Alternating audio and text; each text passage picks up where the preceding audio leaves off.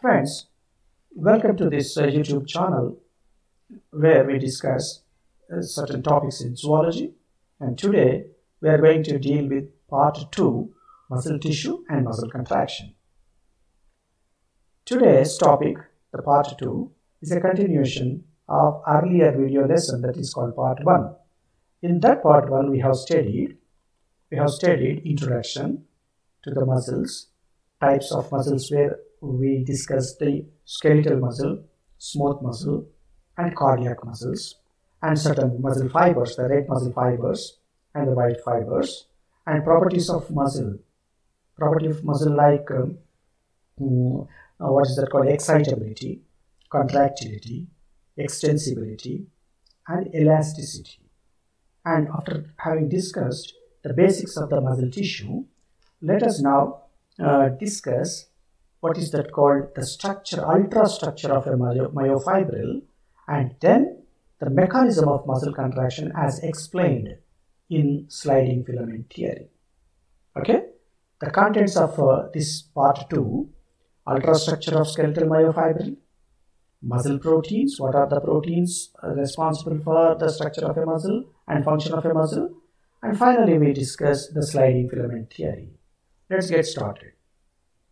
Okay friends, you just observe this diagram. I have taken this diagram, I have drawn this diagram to explain you about the structure of a myofibril. A skeletal muscle, this myofibril is present only in the skeletal, what is that called, muscles and skeletal muscle fibers, because the proper arrangement of proteins are there here. Whereas in the case of smooth muscles and in the case of smooth muscles, these muscle proteins are not properly arranged in this fashion. They are present, actin and myosin are present, but their arrangement is not in a particular fashion. So that if you want to study a myofibril, definitely you have to take it from the skeletal muscle only. Okay, a skeletal myofibril is long and cylindrical and is surrounded by sarcoplasmic reticulum or sarcolemma or sarcoplasmic reticulum. Okay, it is surrounded by sarcolemma because sarcolemma and sarcoplasma all are the membrane system. Okay, so if you see a myofibril, you will observe a dark band and a light band. Dark band and a light band. Dark and light striations you will see. Earlier we have seen dark bands and light band in the skeletal muscle fiber under normal microscope. But if you see it under electron microscope, it gives an appearance like this. The dark band is made up of thick filaments. The light band is made up of thin filaments. Let me repeat. Dark band is made up of thick filaments. Light band is made up of thin filaments. The thick filaments are made up of a protein called myosin. The thin filaments are made up of actin and certain regulatory proteins like tropomyosin and troponin. So let us use the terminology here. Thick filament is called myosin filament. Thin filament is called actin filament. How are these arranged? Myosin filaments and actin filaments are arranged so in bands, okay, and these bands are located alternately in a myofibril. Okay, you see this is a band, and on either side of the A band you will find I band. What is A band? A band is no doubt it is made up of myosin filaments or thick band, but why is it called A band? It is called A band because it is anisotropic band. As it is called anisotropic band, it is called A band. I band stands for isotropic band, meaning if you see the I band, almost all I band is the same in its reflection, okay, in its light. So it is same, except it is having a middle line in the I band or a membrane. That membrane is called Crouzes membrane or Z line. Okay, as it is isotropic, this is called isotropic band. If you see the A band is more thicker in the edges than in the middle region. In the middle region, it is somewhat paler in color. In the edges, it is more thicker, okay, more darker in color. Why it is in darker in color in the tips? Because in the tips of A band, you will have the myosin filaments as well as the tips of actin filaments. That is why the color, okay, what is the reflection under a microscope is not unique or not same, not similar. So that's why it is called anisotropic band. And this is isotropic band. Okay friends, there are two bands. In a skeletal muscle fiber, in a skeletal myofibril, two bands that are A band and I band are arranged, positioned alternately. A band is made up of myosin filaments and I band is made up of actin filaments. Let us see the structure of each and every band. Let us come to what is that called A band. Okay, if you see the A band is made up of thick filaments. Okay, each thick filament is having small molecules called myromyosin molecules. 200 to 300 myromyosin molecules, they combine, okay, they combine to form, or what is that called, they are textured to form a filament like structure, and that is called a thick filament. Okay, how these myromyosin molecules, we will see the structure of the myromyosin molecule in the next coming slides. You see, a myromyosin molecule is having head and tail. Tails are oriented towards the center and heads are oriented towards the peripheral region. Okay, towards the peripheral region, this is the central region. Now, let's see, this is okay. As I mentioned earlier, the edges of the A band are more darker than the middle region. Hence, the middle region is called H disc or H band. This is called Henson's disc. Let me tell you once again. The edges of the A band are more darker because here thick filaments and thin filaments both are there. Okay, the edges are more darker than the middle region, central region. This central paler region is called H disc or Henson's disc. If you observe H disc carefully, at the center of the H disc you will find a line. This line is known as M line. Friends, what are the components of A band? A band is having myosin filaments, entire myosin filament, and the tips of actin filaments. Okay, and this is called anisotropic band because it is more darker in the edges than in the middle region. The middle paler region is called Henson's disc. Henson's disc has a middle line. The middle line is called M line. Okay, and the protein, myosin protein structure, we will see in the next slide. Let us concentrate I band, isotropic band. Isotropic band, I band or white band, light band is made up of actin filaments. And where are these actin filaments arranged? Actin filaments are arranged onto a membrane. That membrane, which is there exactly in the middle of the I band, is called Z line, or this is called Crozes membrane or Dobbe's line we can call, and into it the actin filaments are arranged. Okay, around one myosin filament, 6 actin filaments are arranged.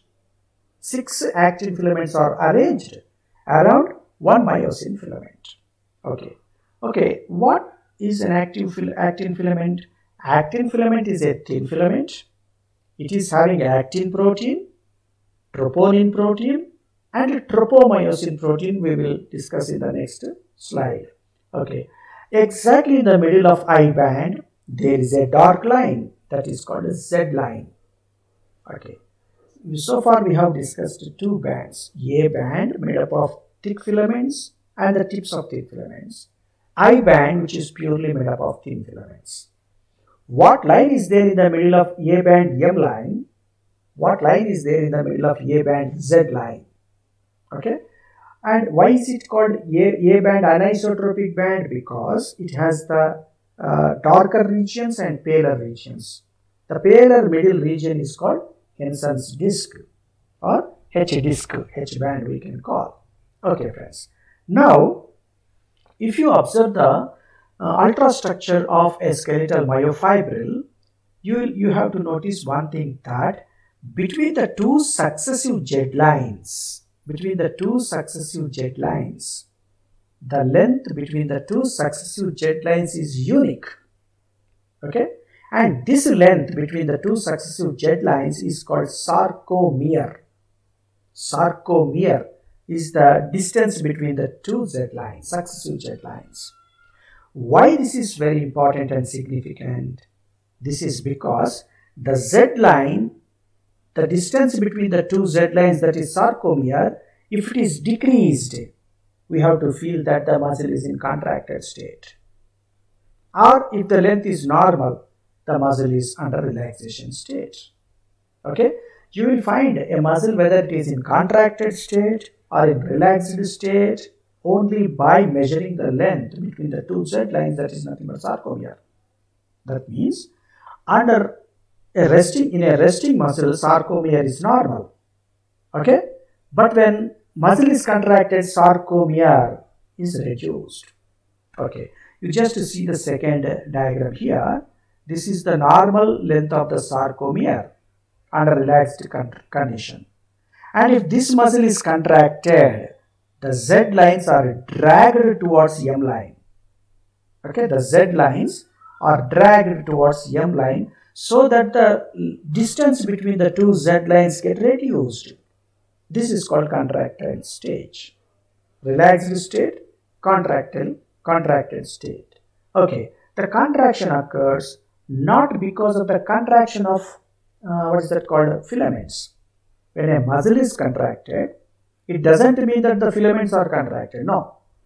When a muscle contracted, the filaments are slide past over each other. As a result of that, the two Z lines are coming close together not because of contraction of filaments but because of sliding of the filaments, as explained in sliding filament theory. Okay, what are the components of this skeletal muscle fibril? Let's see here. It has an A band, it has an I band, and it has sarcomere. Okay, and this myofibril is having a lot of proteins, myosin proteins, actin proteins. And other than this, let me also explain, a very special system is there here. This is a sarcolemma. Okay, the sarcolemma that covers the entire myofibril, observe the slide carefully. The sarcolemma, which is covering the myofibril, invaginates into the myofibril, which is there at the outer surface. The sarcolemma gets invaginated into the myofibril, okay, to form a tubule, in the form of a tubule. That tubule is known as T-tubule.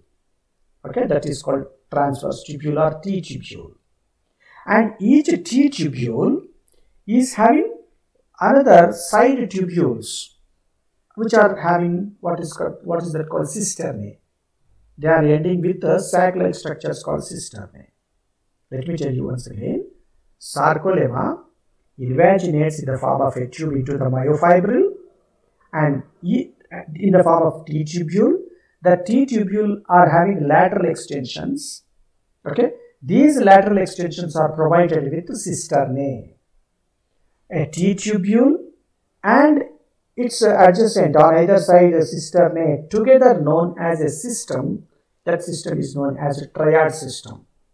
What does a triad system have? You see here, sarcolemma invaginated in the form of a tubule.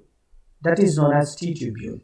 And T-tubule is expanding that side and this side, okay, in the form of cisternae. And so T-tubule and cisternae on either side together is known as a system called triad system. Okay, that's a very important thing we are going to see in the next slide. Next, and this is skeletal muscle contracts and relaxes based on the action potential that is coming from the central nervous system. Okay, the central nervous system sends orders to the skeletal muscle through a motor neuron, called motor neuron. The motor neuron and the muscle get junctioned with one another. That very special junction is known as neuromuscular junction, or that is called a unit called motor unit. We are going to see that in the next slides. These are the components of the ultra structure of a skeletal muscle fiber: A band, I band, Z line, M line, H disc. Okay, myosin proteins, actin proteins. Sarcomere length, if it gets reduced, then that is called contracted state. Let's see this in detail. Okay. Alternate dark and light bands are there, and A band is called anisotropic band and I band is called isotropic band. Okay. A band has H disc in the middle, palar region, H disc. H disc has M line in the middle. Okay. And A band made up of, what is that called? Myosin filaments. Okay. I band exactly in the middle is having a membrane called Z line or Croce's membrane or Dobbe's line. And what is a sarcomere?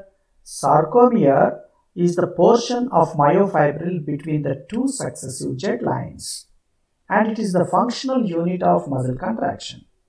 You can understand it is relaxed, it is contracted. How? Only by measuring the length of sarcomere. Okay. And what is here? An A band sarcomere. What does a sarcomere is having? What does a sarcomere have? Sarcomere has a complete A band and a half of I band on this side, half of I band on this side. One complete A band and two halves of I band together constitute a sarcomere. Okay, so this is the structure of a myofibril. This is the triad system. Right. Let us understand muscle proteins. As I mentioned, muscle proteins, myosin filament is made up of myosin protein only, but actin filament, though it is very thin, actin filament is called thin filament, but many proteins are there. Actin, tropomyosin, troponin. Myosin is a thick filament, but only one protein, myosin. Okay, let us see this one. Let us first see the actin. You see, these are all globular structures. This is called globular actin protein. G protein we call. This is called G protein, globular protein. The globular protein attaches with one another to form a fibrous protein. Fibrous protein is called F actin. So you are observing here two F actins. This is one F actin and the other one is, this is the another F actin. Each F actin is having number of G actins. Okay, and they are spirally coiling each other. The two F actins are spirally coiled with each other. And then this is about actin. Actin molecular weight is very, very less, 70,000 Daltons only. And each actin, F actin fiber, the two F actin fibers are having, that thin filament, are having a regulatory protein that is moving like this. This regulatory protein, a ribbon-like protein that is passing all over the surface of a specific surface of what is that called, thin filament, is called tropomyosin. This is called tropomyosin. What is the function of tropomyosin? The tropomyosin is covering the active sites of actin filament. Its main function is to cover, mask. Its main function is to mask some specific sites of actin filament. You see the second diagram. Every actin filament is having some specific sites, you see.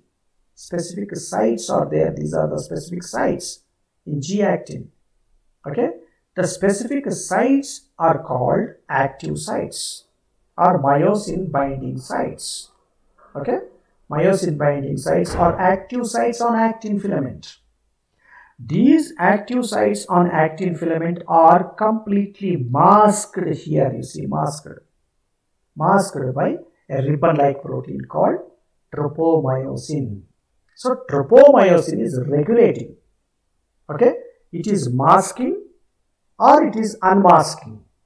Masking the active sites or unmasking the active sites. Okay, so this is a regulatory protein which is present on thin filament, that is called tropomyosin. Another regulatory protein is there in 3 subunits. It is called troponin. Troponin. What are the 3 subunits?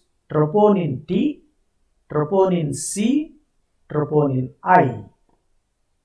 Troponin T is the subunit that is binding onto tropomyosin. T here refers to tropomyosin.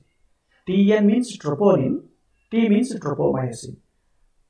Troponin, tropomyosin binding subunit. And the second one, TNC, troponin, calcium binding subunit. TNI, sometimes it is called intermediate or it is called inhibitory unit. 3 units are there, TNT, TNC, TNI. This is another regulatory protein. Okay.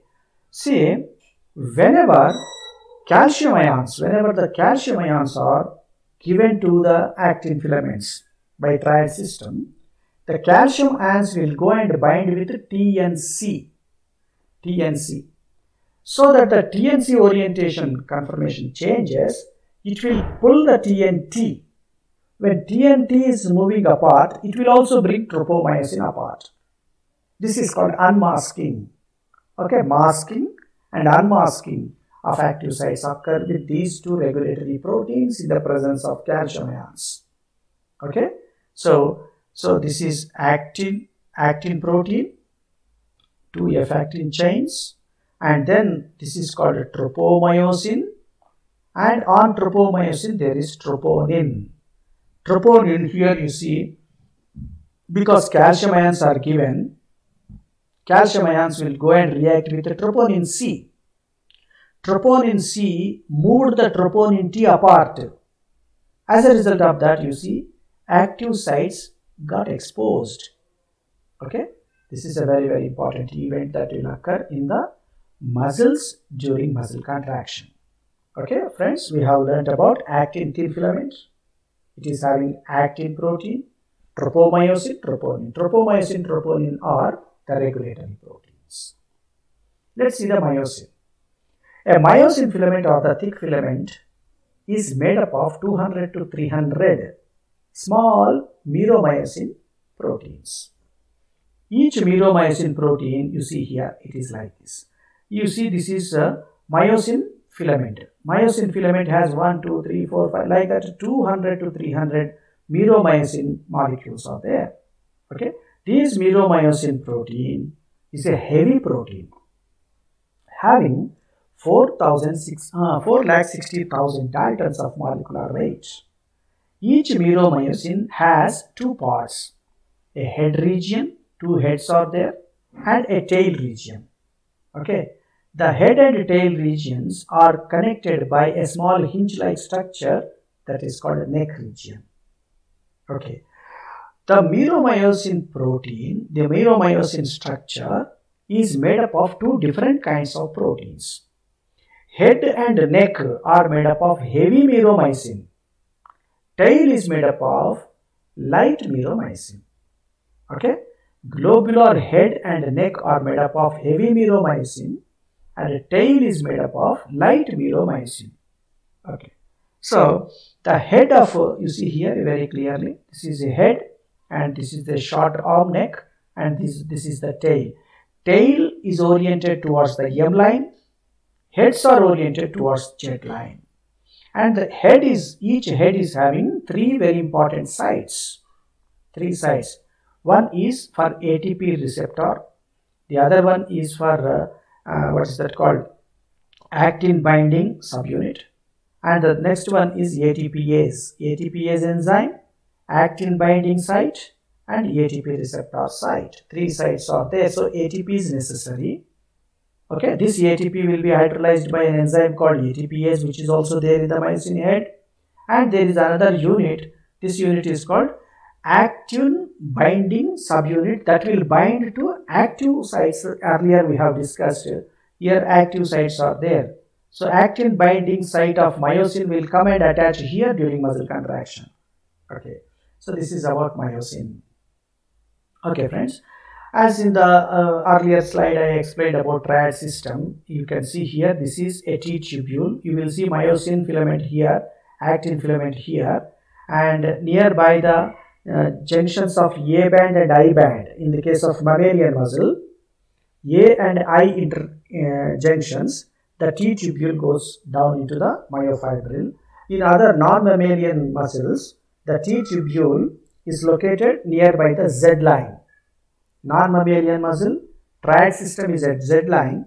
In mammalian muscles, triad system is at the interjunction between the A band and I band. So the sarcolemma between A band and I band invaginates inside to form a tubule. This tubule is called T tubule. The T tubule, on either side a very big cavity is there. You see very big cyst is there. This is called cisterna. This cisterna and this cisterna, that side and this side. So one T tubule and either side cisternae. 1, 2, 3. These three are called triad system. What is a triad system? A T tubule and its adjacent two cisternae, left side and right side. So three together are called cisternae, and the cisternae made up of sarcoplasmic reticulum, and they are storing calcium ions. They are storing calcium ions. Whenever an action potential comes and depolarizes the sarcolemma, the T tubule and the cisternae gets depolarized and cisternae release calcium ions. Calcium ions will go to the actin filament and pull the TNC, so that unmasking occurs. When unmasking occurs, the calcium ions will go to the myosin and activate ATPase, and ATP is broken down, and then immediately they will go and attach to actin filaments. Okay, friends, this is the junction between the motor neuron and muscle. Motor neuron and muscle, this is called a neuromuscular junction, or motor end plate, or motor unit, or myoneuronal junction. This is what is that called? A motor neuron. It's a presynaptic bulb. It's a muscle, and it is the sarcolemma of the muscle. This is the triad system. Okay, the triad system you see, and here the triad system is there at Z lines. It is non-mammalian muscle. Okay, now so whenever action potential comes, sarcolemma gets depolarized. The depolarization wave passes through the triad system, okay, and releases calcium ions. Calcium ions will cause some change in the actin filament, also in the myosin filament, so that both will attach with one another, forming cross bridges. Okay friends, let us discuss how a muscle contraction occurs. What is the mechanism? The mechanism of muscle contraction was explained by Huxley and Gene Hansen. This is called sliding filament theory. Prior to this theory, several theories were put forth to explain the contraction of muscle.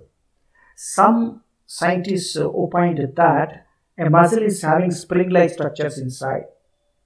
Because of the spring contract and relax, muscle is also doing like that, but under electron microscope, no springs are seen in a muscle. And some authors opined that the filaments what are responsible for contraction are contracting themselves to bring the contraction of the muscle. But in electromicrographical studies, it is shown that the filaments are having same length in the relaxation and having same length in the contraction. The length of the filaments is not changed in relaxation and in contraction. So, Huxley and Hansen came with a new proposal that instead of contracting, the filaments are sliding past each other to reduce the length of the sarcomere. Hence, this theory is called sliding filament theory. Okay, to understand the sliding filament theory, so it can be studied under certain headings. One is called excitation of the muscle for contraction, formation of cross bridges, the power stroke, and the recovery stroke, and relaxation. Let us understand. If a muscle wants to contract, there must be a system present inside a muscle for contraction and relaxation. And this is called excitatory mechanism. Okay, what does a muscle is having for the contraction? It is having a motor end plate. Okay, it is having a junction that is called a neuromuscular junction. Whenever action potential comes at this junction, at the neuromuscular synapse, then calcium ions get liberated. Sarcolemma gets calcium ions get liberated in the presynaptic bulb. Of course, acetylcholine will be liberated. The acetylcholine passes through the synaptic cleft between the muscle and neuron. The acetylcholine will have some receptors, and then what happens? Sarcolemma gets depolarized. When sarcolemma gets depolarized, the depolarization wave passes to the triad system. Immediately, the triad system will liberate calcium ions. These calcium ions, which are liberated from the cisternae triad system, will cause certain conformational changes in actin filament as well as in myosin filament. Okay? So that's the second step. This is the first step. The second step. Calcium ions, what are liberated, will attach to the troponin C, so that the troponin C changes its orientation. As a result of that, the troponin C will pull the troponin T, so that the troponin T will also pull, consequently, the tropomyosin. So the tropomyosin is displaced. When tropomyosin is displaced, already tropomyosin is masking the active sites. Now it is displaced, so that what happens? Active sites got exposed. So this is the thing what happens in the actin filament or thin filaments. Now active sites on thin filaments got exposed, open. Then let us see what has happened in the myosin filament simultaneously. In the myosin filament, the calcium ions will go and activate myosin ATPase. As a result of that, ATP will be broken and ADP is there. Okay? Then the heads of myosin are lifted, okay, and attached to the active sites. Attached to the active sites on actin filament. So that a cross bridge is formed between actin filament and myosin filament in the form of myosin heads. Now this is called cross bridges developed. Okay, when cross bridges are developed between myosin and actin, then what happens? The phosphate molecule, inorganic phosphate molecule, will be liberated. When inorganic phosphate molecule is liberated, the orientation of myosin heads which were there towards Z line now shifted towards M line. As the heads are shifting towards M line, the actin filament is also pulled towards M line. And this is called power stroke. During the power stroke, actin filaments are pulled towards the M line. When actin filaments are pulled, along with actin filaments, Z lines will also come. When Z lines are coming towards M line, the length of the sarcomere gets decreased. And this state of muscle is called contraction. Okay? Now, ADP is liberated. When ADP is liberated, muscle will become very stiff. And when new ATP is added, then what happens? Immediately, the myosin heads detach from the active sites. Okay? Myosin heads, when detached from active site, then the actin filaments are pulled towards the Z line. Okay? Before, the orientation gets changed towards the Z line by the addition of new ATP, and then they get detached. Okay? So that muscle goes to its normal position. This is called recovery stroke. Okay, you just see myosin heads, they are lifting and attaching to the active sites and making a power stroke. After that, ATP is added. Okay, when ATP is added and it is broken down to ADP, they change their orientation towards Z line. This is called recovery stroke. Okay, once they attach to a particular active site, if furthermore contraction is to be taken place, ATP is added. When ATP is added, the heads detach. Okay, so heads will attach to furthermore another active site on the next site, so that gradually the actin filaments are pulled towards the middle part of the sarcomere. So this mechanism is called a ratchet mechanism. Walk along mechanism, this is called. Okay. So in such a way, the power stroke and recovery stroke occurs. After the recovery stroke, the muscle will relax. How they relax? The action potential will be stopped. Depolarization of sarcolemma will be stopped and sarcolemma gets normal polarization. As a result of that, all calcium ions what are liberated will go back to cisternae. Okay, and then active sites on actin filament got closed. Because there are no calcium ions, active sites will be closed, cross bridges will be broken down, and muscle gets to its normal position. Let us see here, an ADP is there. Whenever ADP is there, that means ATP has hydrolyzed, energy is there. When ATP is there, energy is not there. Energy is there in ATP, but outside energy is not there. When ATP is hydrolyzed into ADP, energy is there now, available. Energy is available. Because ATP is broken down, energy is available. So that the heads are moving, head is moving and attaching to the active site. Okay, now the orientation of the head changes towards the M line. By this time what happens? ADP is liberated. Okay, and it will become very stiff. And then new ATP is added. When ATP is added, it will be liberated.